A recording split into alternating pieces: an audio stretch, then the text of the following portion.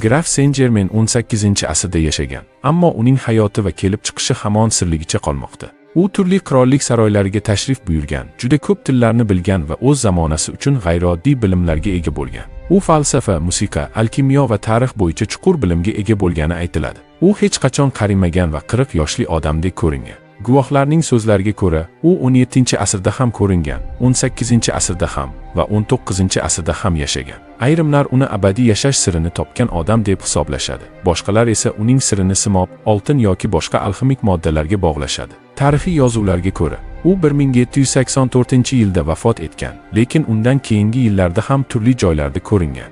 20-asrda esa hatto Gitler ham uning sirlari bilan qiziqqan degan taxminlar bor. Ba'zi fitna nazariyalari uni Illuminati yoki Freemasonlar bilan bog'laydi. Haqiqat shuki, biz uning haqiqiy shaxs ekanligini tasdiqlay olamiz, lekin qanday qilib u shunchalik uzoq yashagan yoki nega turli davrlarda paydo bo'lgani haligacha jumboq bo'lib qolmoqda. Edvard Mordrake 19